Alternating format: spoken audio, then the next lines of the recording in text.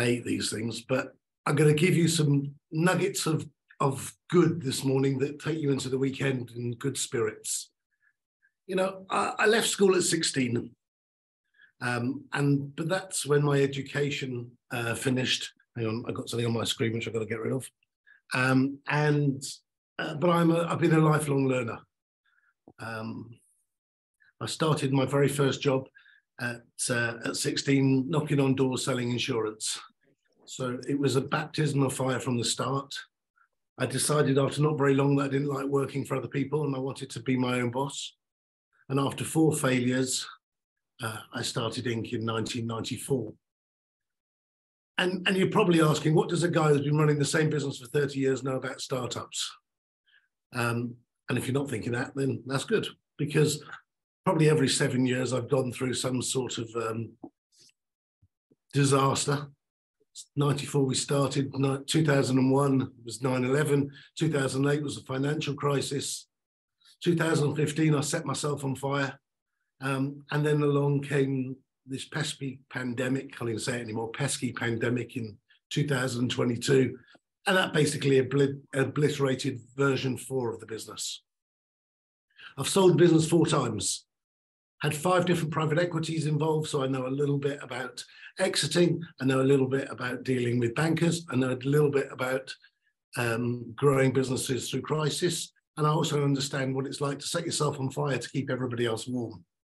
And that's the thing that I really want to talk to you guys about, which is that, you know, there is an art to running a business. And if you do follow me or haven't followed me on LinkedIn, you should do, because you can see how much fun I have every month of the year in order to run a business, have fun, make it enjoyable, make it a lifestyle, and still make a profit. It's possible. It took me 25 years of running a business to work out how to do it. And the last 5 years have been quite exciting. I want to tell you a little story because I'm a storypreneur. Everything I've done has been about storytelling. And I want to take you back to February the 11th, 1990. And looking at some of you, you will remember that time. Sinead O'Connor was #1 with Nothing Compares to You. And I want to take a Mike Tyson quote. Everyone has a plan until they get punched in the face. Well, on February the 11th, 1990, Mike Tyson had a plan. His plan was probably to carry on boozing, drinking and shagging and have a fight in between. And his plan was to beat Buster Douglas and carry on being the unanimous champion of the world. And he didn't, he lost. So I don't agree with Mike Tyson. Everyone doesn't have a plan until you get punched in the face. Everyone needs a new plan when they get punched in the face. So on March the 9th, 2020, when I got punched in the face right royally, when a business that I've had for 28 years went from 150 million to nothing, I had to have a new plan. On the same day, February 11th, 1990, Nelson Mandela got released from captivity, and he went on with a very good plan to become the greatest leader the world has ever seen. So I do think you have to have a plan, but you need a plan after the plan after the plan for every punch in the face that you're going to get as a business owner, as a startup. You see, as a startup or as a business owner, you're either 2 deals away from either nirvana or bankruptcy. And as long as you understand that, and as long as you know that, then life's all right. You lose your top salesman, you lose your top count. That's it. You're gone. You're finished. And it is that fickle. I don't care how big a business you are, as I'm evidence of, you can go in one easy swoop. March the 9th, I was the biggest publisher of in-flight magazines in the world. 33 magazines for 36 airlines. I dominated the space. On March the 9th, the airlines started calling and saying, you've got to get these dirty magazines off the plane, they're spreading COVID. And no matter how much evidence I could come up with, they said, see you later, alligator. That was 95% of my revenues gone in one day, 1 week. Probably by the end of March, every airline bar one had taken them off the planes. And someone asked me yesterday, you know, how long did it take you to reinvent yourself? And it didn't really happen until about 2021. So I spent a year in denial, trying to salvage what little I had of the business before I made a real big I don't like the word pivot, but I made some serious decisions and some changes. A couple of years earlier, we'd bought a TV business in 2019, which also happened to be at the airport, so that got battered as well. But funny enough, the airport started to open and we turned that business around, and something lucky happened on January the 12th, 2021, when CNN decided to relieve the airports in the US. We took over that business and we grew our business and dominated. So having dominated the in-flight magazine space, I'm now dominating the in-flight TV space. I have live sport in airports, live sports on planes. So I'm now the king of live sports. So talk about a transformation or transition, that's what I did during COVID. And if you want to read about it, I wrote a book called A Diary of a CEO in Crisis, Equanimity, and it documents what I did from February 2020 to December 2021 to turn around the business. Month by month, I brought in 50 speakers to talk to my team, really because I wanted them to inspire my team to keep my team whole during that period. And actually what I realized was they weren't helping my team at all, they were helping me. They were giving me ideas and insights in how to run a better business. I know some of you are running your businesses or your businesses are running you, and that was very much me.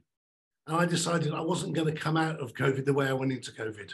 I was never going to be the first in and last out. I was never going to be the one getting stressed by client calls. I wasn't going to be the one that was stressed by budgets and forecasting. I wanted a much more fun, lively business. And that's what I've created. We've gone from a 10 or 11% margin business to a 45% margin business. We've gone from having 300 people to having 150 people. We'll make more money this year than we did in 2019, which was our best year. So in all, it's been a really interesting lesson in what's possible. And I want to give you 3 themes, which I hope will help you as part of your journey. First one is you've got to find your superheroes. And what do they look like? For me, they were the 50 people that I called upon. Some of them I knew, some of them I didn't know, but they've all become good friends ever since.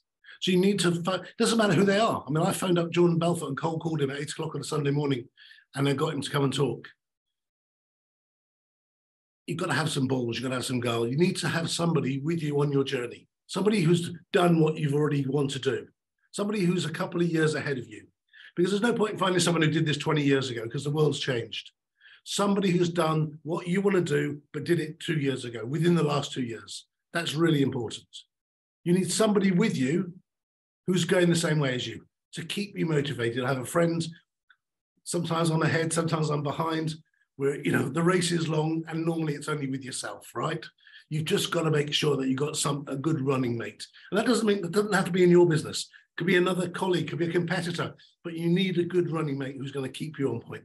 And then you need someone like me with grey hair who's going to teach you about kindness, gratitude, appreciation, how to build culture, how to have the emotional qualities to run a very, very good business. If you haven't got those 3 people in your life, then there's something that's missing, because you won't run the business the way you need to run it.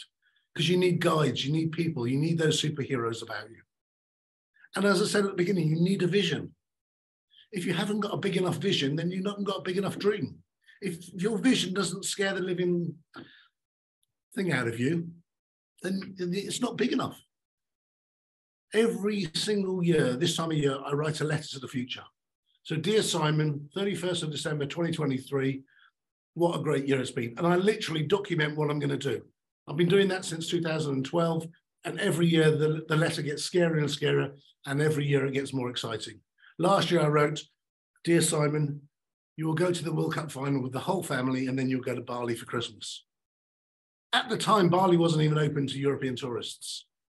But next Friday I leave for Qatar, and I will see the World Cup final with my 4 kids and my wife, even though she's not that keen about going.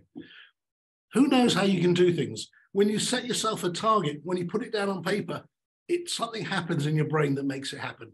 And I've just made not every single thing, but 90% of the things in my letter happen every year. Even the scariest things. And I always start with the scariest thing first. Whatever the most challenging thing in that letter is, I do first in January. That was the first thing I did this year, was find out how I could get tickets when no one else could get tickets. And the most important lesson of the 3 is Every great opportunity, I'm going to say this 3 times, every great opportunity is gift wrapped in problems. Every great opportunity is gift wrapped in problems.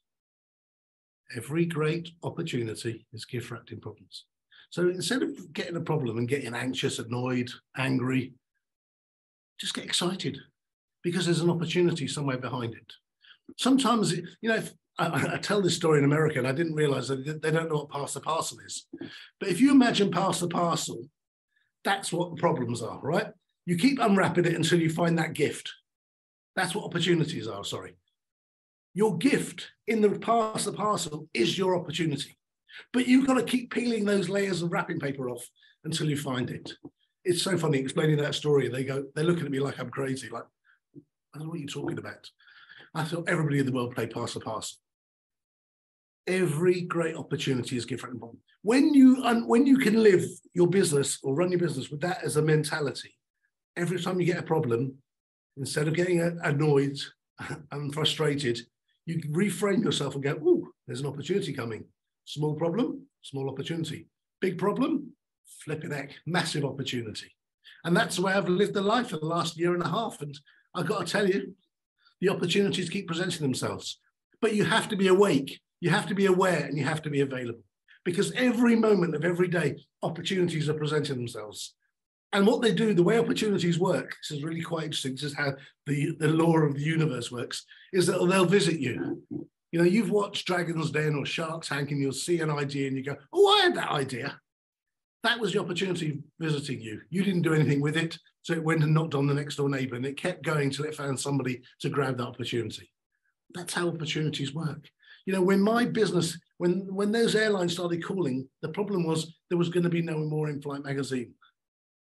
I could not see what the opportunity could be out of that. How can I get an opportunity out of the fact that 95% of my business is dead? But I had belief, I had faith, had confidence in myself, and that's what presents itself. And the opportunity just kept coming and coming and coming.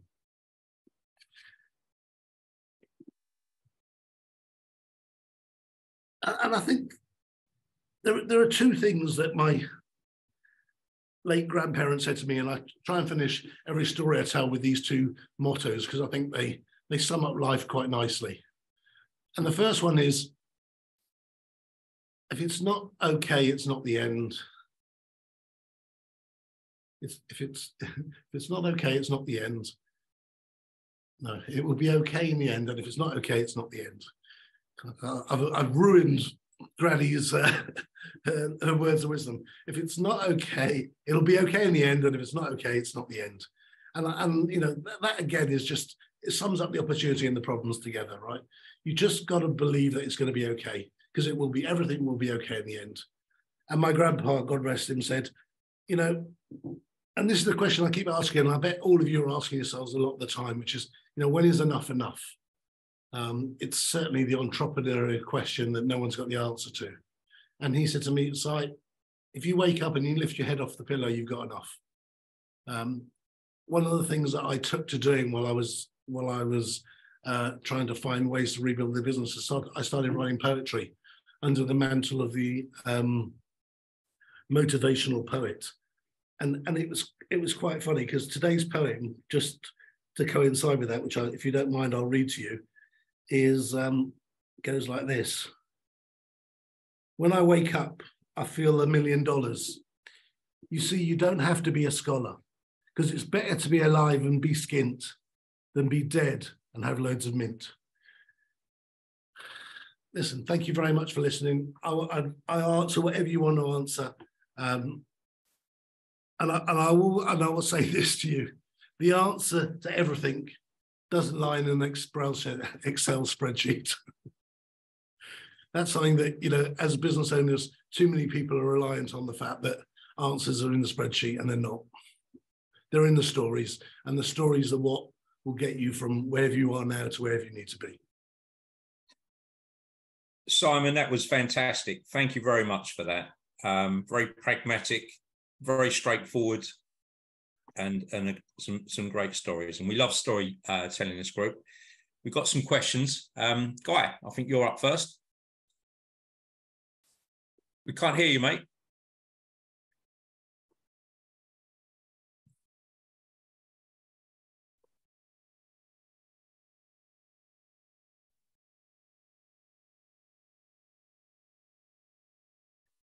Do you want to, Guy, do you want to put the question in the chat and I'll ask it for you? Adam? Hey, Simon, thanks for that. Just wondering if you've got any advice for a first-time business owner going into their first recession. I wrote 3 books, and I'm going to plug them because I think you need to read all 3 of them. Because the first one was called "There's No F in Sales." Literally, there is no F in sales, because it was about how to survive in any market condition, which is the story of me from the first year to about 2015. The second one was called "White Belt Thinking," because as a business leader, you need to think like a white belt every day. And a white belt is the first belt you get as, you know, judo or karate. And it's a beginner. And if you haven't got a beginner's mindset that everything is possible, then you're going to struggle. And the latest one, which is called Equanimity, is the diary of the last 3 years. And the 50 conversations that I had with those, you know, some of them gurus on lots of subjects, will give you insight and ideas of what you can do when difficult situations arise. I will tell you this: money doesn't solve every problem. Sales solves every problem. If you haven't got a product that the world needs, that you believe in and your team believes in and everybody with you believes in, then you're going to find it very hard over the next 24 months. I would say the opportunities that are going to present themselves for your business, and I don't even know what your business is, over the next 24 months are going to be unbelievable. You're going to find ways to grow. You're going to find ways to develop. You're going to find people who are struggling, who need what you've got. You'll find things which, if you're looking, this is what I'm saying, you've got to be awake, aware, and available. If you're looking, you'll find things which match perfectly with what you're doing and find ways to grow really quickly. This is a time for mergers. This is a time for finding people who are doing similar things, who are either more advanced than you or slightly behind you, and where you can work together and grow really fast. Fantastic answer there, Adam. Got a question from Jim.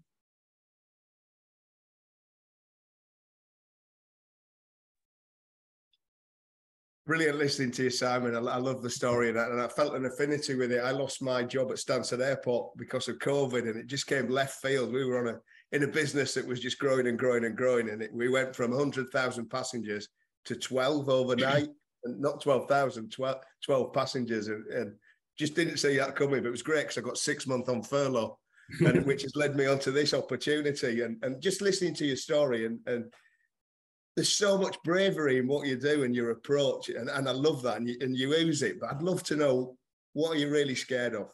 And I've got 4 kids like you, and just to let you know, that's what frightens me as an entrepreneur, is letting them down. But I just wondered what frightens you, if anything. Oh, so much in there, you know, Jim. The bravery muscle, by the way, you know where that is? No, I don't actually. The bravery muscle's in there, right? Yeah. It's an elevator that goes from there to there, and that's where the bravery muscle operates. And just like any other muscle, you've got to work it every single day. You know, a lot of people train to here and they've got big muscles and they've got things, but if you don't work this bit from here, from your heart to your head, every single day, where you become a lifelong learner and really growing and learning, fear kicks in. And fear just means false evidence appearing real. If you want to believe what you see, then you'll see what you believe. And I think the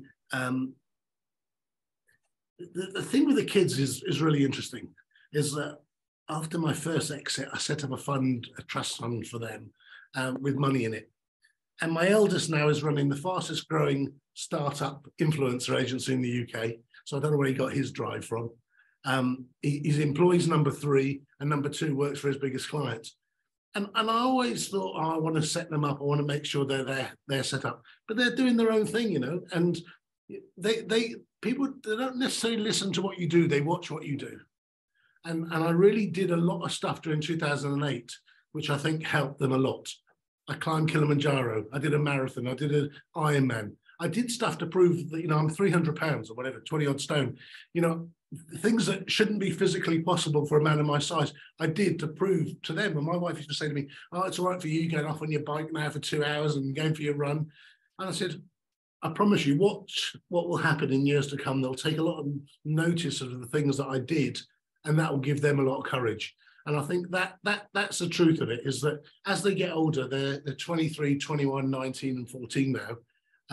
And my greatest success is them, nothing else. Watching them turn into good men. And last weekend, the eldest raised 51,000 for children in need. He was given the right to do a TikTok live. So the same time that Children in Need was running, he was running a parallel one on TikTok on their behalf with their support, and they raised 51,000 on TikTok. So, you know, to me, what better view of my success is there than seeing the kids do that? And I wrote a piece about this last week, because there was about 25, 21, 22 and 23-year-olds who spent 24 hours around the clock raising money. And I'm like, I thought they were lazy, entitled kids, right? And the truth is they're not, you know, and we should stop this generalization of, you know, oh, Gen Zs are all lazy and entitled, because a lot of them are not. Just like when we were kids, there were people around us who were lazy druggies and played video games. Now they're the rich ones, right? But the ones who understood what they wanted and how much drive they had and what their purpose was, went on and did amazing things. I think they called them back then. To the question, but there were so many things in there that triggered in my head. Thanks, Simon. I think they called them back then Thatcher's kids. Yuppies, we were yuppies. Yeah. So thanks for that, Simon. Nick. Yeah, thanks for that, Simon. There's some really lovely parts. I love the pass the parcel in the American story. It's great. So I've been running a company 20 years, and we've been having a great time doing some awesome work, helping a lot of people. We're aware that all of a sudden we can help a lot more people with a service that sounds too good to be true.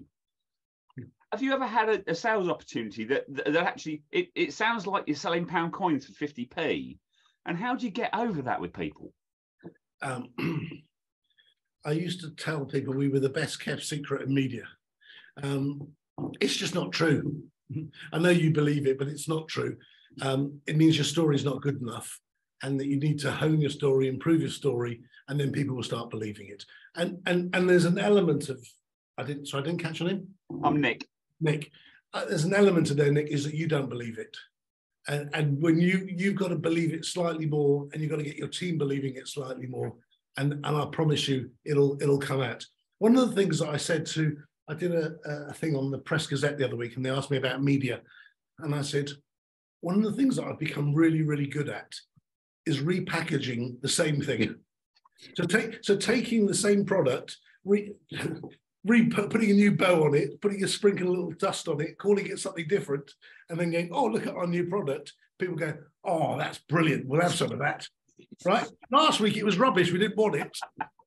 And I've been the king of that for the last 20 odd years. So that's something you've got to do. You've got to look at your product and say, okay, it needs a new name, it needs a new title, it needs a new reframe, and let's go out with it. Because what happens is salespeople will sell when they've got something new to go, when they've got a new story and they're not worried about phoning up and saying, I've got a great new idea for you. We also had the World Cup in Qatar. And I don't know if you know, but everybody selling the World Cup was struggling to sell it because of, you know, the hypocrisy around our double standards of everything. And so I repackaged that as well. And within 48 hours, we sold a lot of it. So it really is important to repackage everything, give everything a new name, give it a new, you know, it's new year, new you, coming up for January. Oh, we just come up with this new product. It is so good. You're going to love it. We need to talk about it. I'm going to get in front of you. And you know, whoever asked me about the recession, the thing about recessions is you've got a decision. You either participate or you don't, right? And if you decide that your business is not participating, it's okay. Because you can't touch, you can't feel, and you can't do F all with a recession. They don't exist. It's not a real thing. It's a state of mind. And it's how people behave and think about it is how they come out the other side of it. Real excellent. And Nick has a fantastic story. You really do, Nick. Take it from me. Thanks, Ollie. And it's getting better every day. It is. You just got to hone it, Nick. It's definitely there. And you know, one of the things, this is another classic thing, you know, you'll be sitting for days and days and days thinking about a problem and trying to fix it and think, I can't find a solution. You're whiteboarding it, you got up a mountain, you had a go, still got nothing. And then you'll be driving along and suddenly it'll go, yeah. And you'll go, oh, it just came to me. No, it didn't just come to you. You've been thinking about it for 2 weeks and all those thinking, all that writing down, that's coming to fruition now, right? So just make sure that you're doing that work beforehand. It won't just come to you. You've got to do the work. Yeah. Thanks. That's brilliant. Really appreciate it. Thanks, Simon. Thanks, Nick, for the question. Henry, and then we'll go back to Guy. Hi, Simon. Yeah, really good, really inspirational talk there. So thank you for that. I asked this question as a father of a 17-year-old boy who I think he's on the verge of dropping out of college. Doesn't really have any direction, doesn't know what to do, but I know that he has an awful lot of spirit. And I was just wondering, you said you started young. What was your first business and what do you think gave you the confidence to do it when I'm presuming your peers didn't? I mean, when I started selling insurance door to door, my father nearly disowned me. He was an accountant. We were sort of middle class, and he didn't want his boy walking around council estates knocking on doors. But there's a great song which is "Everybody Needs Sunscreen." I think it's Baz Luhrmann. You should play that to him a few times. The truth is, none of us really know what we're doing, no matter how old we are. We all pretend we're all going through life trying to work it out, but there isn't really a rule book. And he will work it out. If you believe he's got that spirit and got that drive, he'll work it out. And I'm not one of these people who believes you got to, follow your passions.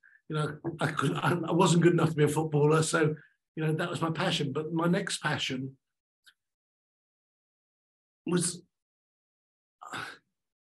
Well, it's interesting because this is what I did this exercise, and maybe this will be quite good for all of you, especially you, Nick. What is lying dormant in you? Just think about this for a second. My first job was I was an estate agent. I bought my first estate agency, which happened to coincide with the crash in 1988. And everybody said, "You fucking idiot! You're going to be out of business in 10 minutes." I mean, it really was a disaster. But what I did was I found ways to do deals when no one else was doing deals. I found ways to get finance when no one else could get finance. Why? Because somehow that's how my brain worked, is that it would see things that other people weren't seeing at the time. I could see the problem was with the builders, and the builders needed help. So I cut out lots of people out of the way, went straight to the builders and said, help me fund this and I'll get the buyers for you. And we started shifting property. Now I survived for 2 years, even though I really shouldn't have done. This business shouldn't have survived. In 2020, when we went to nothing or minus nothing, minus 10 million at one point, we should have gone bust. I had Deloitte's trying to switch the lights off in 2015. And then I thought about, well, what's that dormant thing that's inside me? What's the thing that I'm really good at? The one thing that I love doing. And I go back to that 17, 18-year-old self, which was looking for a different way, looking for an alternative view. There's a lovely quote by, I think it was Warren Buffett's partner. He said, mimicking the herd invites regression to the mean. And I think that's what a lot of people do. They copy what everyone else is doing. They look where everyone else is going. I don't follow anyone. I create my own path. But I realized what was dormant inside me was this ability to do deals, which was this ability to see things differently. We're able to haggle, we're able to negotiate. Forget everything else that I learned. That was my underlying core. So you need to find in him what his underlying core is at this age and say, that's something that's going to make you successful in 10, 15, 20, 30, 40 years' time. And all of you have got that in you, and some of you have forgotten what it is. And it's lying dormant in you right now. And you've got to go back to that 17, 18, 19, 20-year-old self and say, what was the thing that made me different to all my friends? What was the thing that made me stand out in business? What was the thing that gave me the edge? And that's what I do all the time. And that really helped me through the whole of 2021 and turned around a business that is now, as I said, far more successful than it's ever been. Thanks, Simon. There's a great line in Baz's song. Some of the most interesting 40-year-olds don't know what they're doing. So some element of truth in there. Guy, are you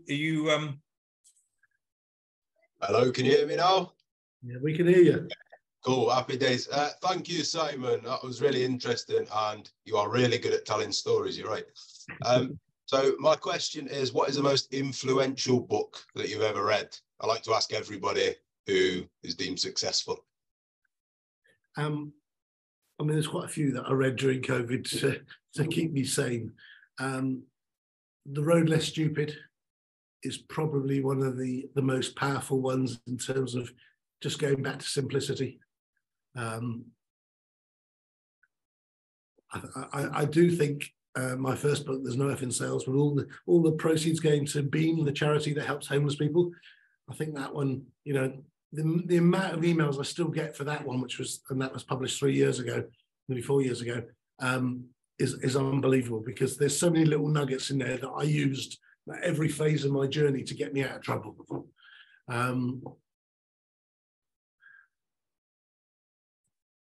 I mean, I love reading other people's stories. I love reading, you know, where people have gone and how, you know, it's a bit like being pregnant. Nobody knows how many times you did it, you know, but everyone wants to congratulate you. That's what success is. And I think that, you know, the problem is you're going to go through so much crap, you know, while you run a business. You know, if we didn't have customers and we didn't have staff, we'd be brilliant. But unfortunately, you have to deal with both. So, you know, that's a challenge of it. So anybody that's doing what you've done, you know, that's the other thing about, you know, getting close to people you want to get close to. You know, if you want to spend time with, I don't know, Tony Robbins, well, Tony won't see you for less than 100,000 an hour, but you can read all his books, you can listen to all his podcasts, you can dial into all his, you know, his lives and things like that. So you can get closer to people that you find inspirational. And then that's a way of you really learning from people that you want to learn from, until you're capable of paying for them to come and work with you. And I'll never forget, there was, I don't know what I think it was in The World's Greatest Salesman, where he said, you know, he imagined this time when he had these two guys in the back of his car, and then he looked in his rearview mirror and they were both sitting there. And I think that's, you know, I've had that moment, oh, I got goosebumps. I've had that moment a few times where, you know, I've been sat in a room with some of the most powerful people in the world, and I'm gone, they haven't got a fucking clue who I am. You know, they don't know what I do. And yet they're here and they're listening to me and they're finding me interesting and entertaining.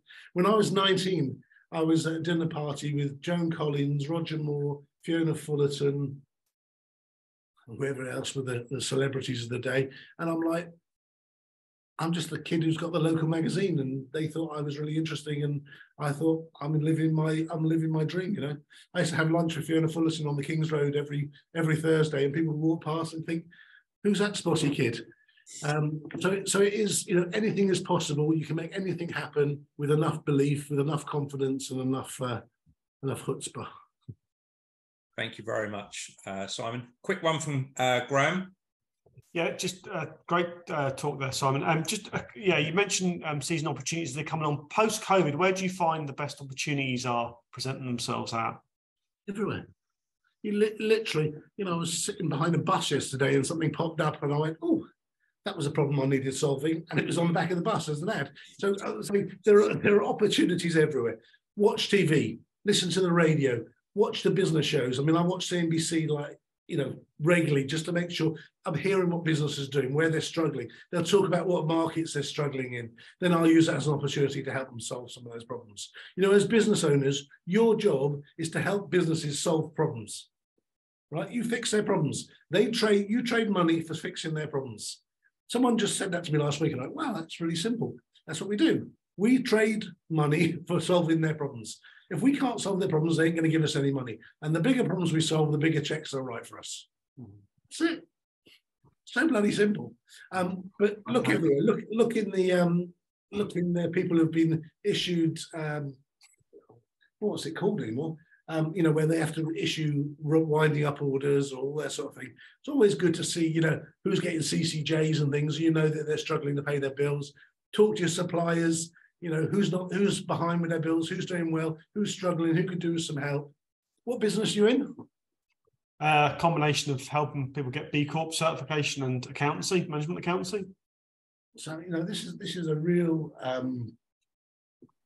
this ESG thing, I think, is probably the biggest opportunity in terms of business coming up now, and I really think that I'm quite passionate about it. I'm actually thinking about having a TV network, which is a cause for good, and really shining the light on people who are doing good things, but also shining the light on people who are not.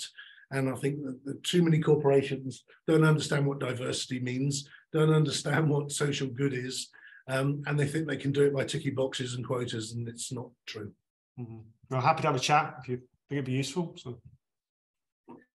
I'm in box zero, me. So you either email me or LinkedIn me, and you'll get a response. Right. All right. Yeah, we'll do. Thank you very much, Graham. Thank you very much, Simon. You've been really, really wonderful this morning. You've helped me with a number of things that I've remembered, which is awesome. So thank you, and you're going to get some love on LinkedIn. We're going to give you some big ups as well, and we're very appreciative of what you've done. Thank you. And just on that final point, there's so much stuff that you guys know, but you don't know. Yeah. It's all in there. But sometimes you need to keep having these conversations and these meetings to bring out what you knew you'd forgotten. Absolutely. Thank you very much, Simon. Absolute pleasure. Good luck with all of you, and good luck with the business, and reach out, let me know if I can help. I'll, if I don't know how to do it, I'm not the A-team, I'll find somebody who does. Thank you. Thanks, Simon. Brilliant. Thanks, Simon. Thanks, Simon. Thank you, Simon. Thank you.